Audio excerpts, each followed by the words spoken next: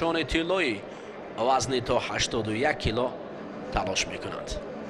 معلم احمدов پهلوی رحمت الله فرهادов ایستاده است و حالا سراول پرتافت‌های وزن تا 81 کیلو مخصوصا خسرو ملامov که از دست این پهلوان قوی عمر رسولов شکست خورده است نمایش میدهند. این دو پهلوان حالا من میگویم به کدام وسیله آمدن. خب عمر رسولов ما درباره گفتیم که میرزازاده منصور از دست این پهلوان شکست خورد. نوروز کریمزاد از دست عمر رسولов مغلوب شد. همچنین شادمان رضایف پهلوان روس از دست عمر رسولov مغلوب گشت و همچنین در قسمت نیمه نهایی عمر رسولov خسرو علمov را مغلوب کرد و به قسمت فینالی برآمد. رحمت الله فرهادov باشد پهلوان یکتگی کبودی که او میبراید. رحمت الله فرهادov در دیدار اول امان الله عظیمов را مغلوب کرد و بعدا مهرابزاده را شکست داد و محمد رحیم سرخانов نیز از دست رحمت الله فرهادov مغلوب شده بود. در قسمت نیمه نهایی رحمت الله فرهادov یکی از پهلوانان نامدار را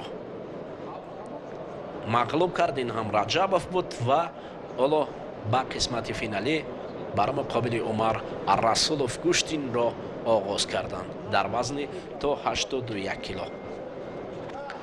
یک تگ سفید عمر رسولov است، یک تگ کبود به بر کرده است رحمت الله فرهادov. عمر رسولov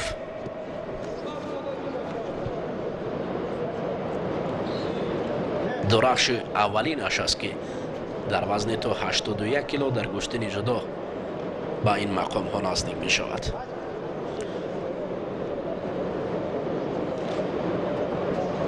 در وزن تا 81 کیلو بارها جمهوری تاجیکستان را اکمل مرادov معرفی می کند از هیئت منتخب جمهوری تاجیکستان. رحمت الله فرهادov در زمین کار کرده مبین رقیب را سمت دیگر هوا می دهد و حالت اسایکومی قرار گرفتن اینجا عمر رحیمov از دستی می براید. رسولov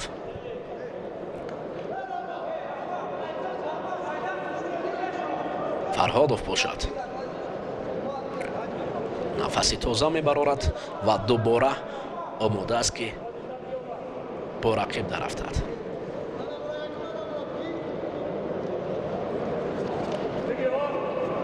رسولov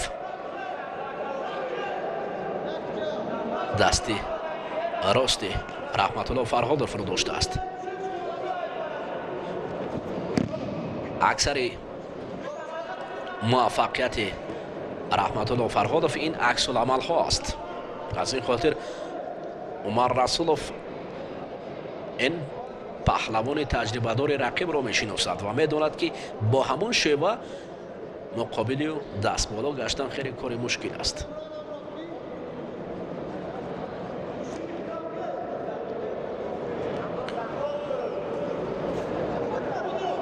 فرهادov دستی راست را به رقیب نمیدهد. عمر رسولov گریبانی را مستحکم داشته است. ببینید اطراف خود چرخ میزند. رسولov کوشش دارد برای نشستن و همون شیوه رحمت الله فرهادov را به کار بردن، شیوه رقیب را سر کتف. ولی کسی از پهلوانان حالا امتیاز به دست ناوردند. سهراب رحیمov این دیدار پهلوانان قسمت فینالی وزن تا 81 کیلو را حکمی دارد.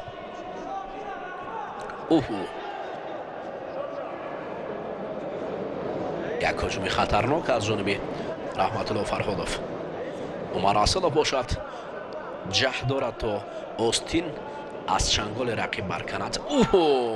اینجا زحمت بسیار عالی بود از جانب رحمت الله فرهادov ولی قوه نرسید.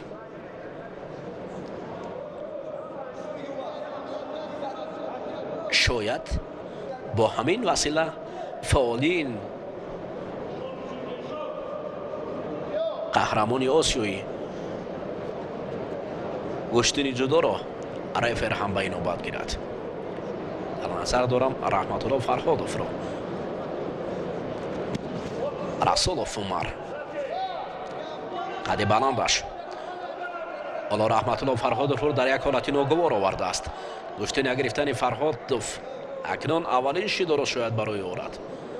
بله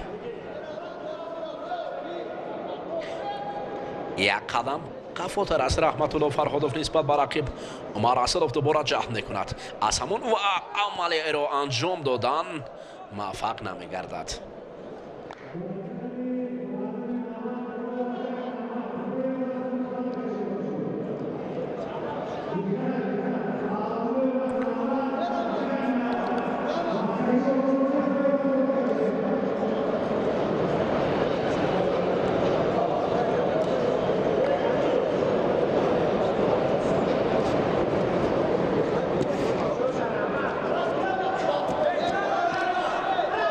عملی خوب را انجام دادنی است. در اینجا پهلوان یک تگی کبود پوشیده. عمر رسولوف خود را قوی نگاه داشت در مرکز میدان.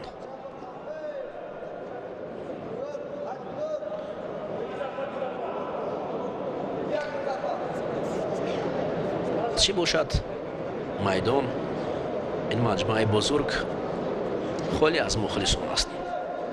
باید اینجا یک وزر بسود یپون حتی میدهند. بسود پهلوان یک تگی سفید پوشیده عمر رسولوف اکنون دست بالا می شود و همین طریق برنده مدال وزن تا 81 کیلو یعنی برنده مدال طلا اعتراف می گردد. دوستان عزیز اکنون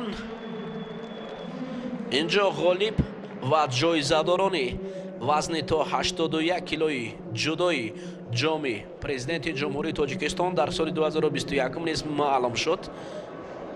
عمر رسولوف در وزن تا 81 کیلو نشان طلا را به گردن آویزان میکند. فرهادوف رحمت الله در مقام دوم.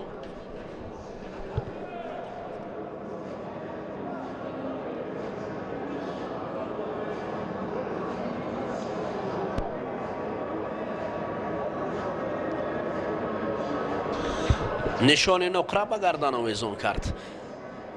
و خسرو معلموف با محمد رحیم سراخانوف دو پهلوانی که شادمان رضایف دارد میخوام دو پهلوانی که در مقام های سیوم قرار گرفتند.